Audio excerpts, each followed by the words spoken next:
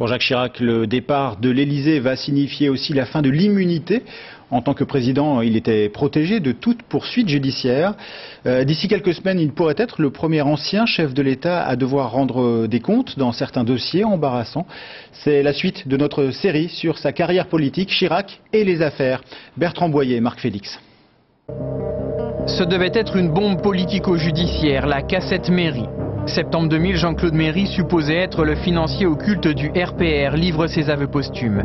Il met en cause directement Jacques Chirac en tant qu'ancien maire de Paris dans l'organisation d'un vaste système de corruption au profit du RPR.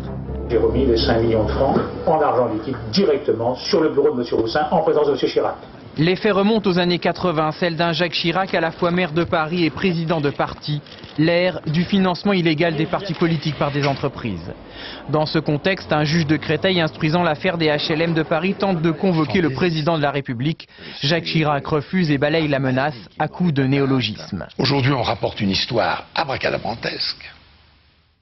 Après 12 ans d'enquête, la cassette Méry disparaît du dossier pour nullité. Le procès a finalement lieu en l'absence des hommes politiques impliqués, tous proches de Jacques Chirac. Le dossier est clos.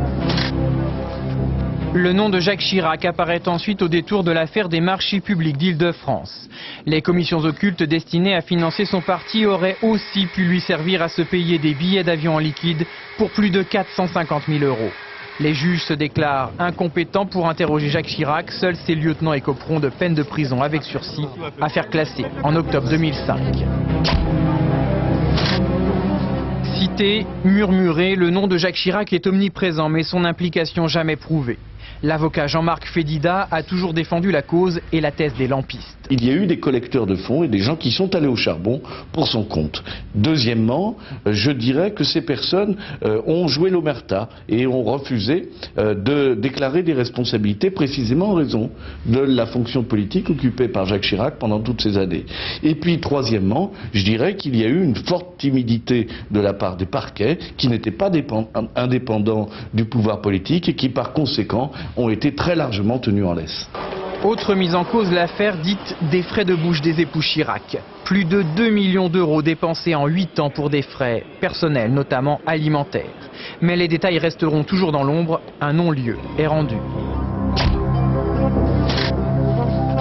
Au fil de ces affaires, le statut pénal du président est évoqué. Il est intouchable durant les 5 années de sa présidence, confirme la Cour de cassation. Mais à sa sortie, redevenu simple citoyen, au moins 3 affaires pourraient le rattraper.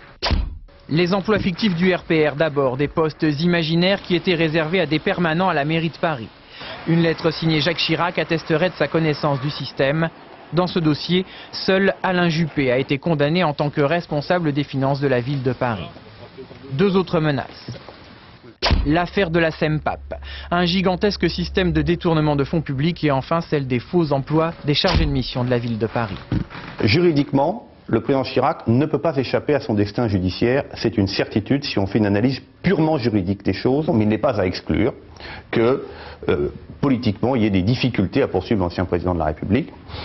Néanmoins, il a pris quelques précautions puisqu'il a fait nommer des magistrats, des parquetiers chargés donc de la poursuite, aussi bien à Paris qu'à Nanterre, dont il est proche, voire très proche, au moins pour l'un d'entre eux qui est son ancien conseiller personnel à l'Élysée.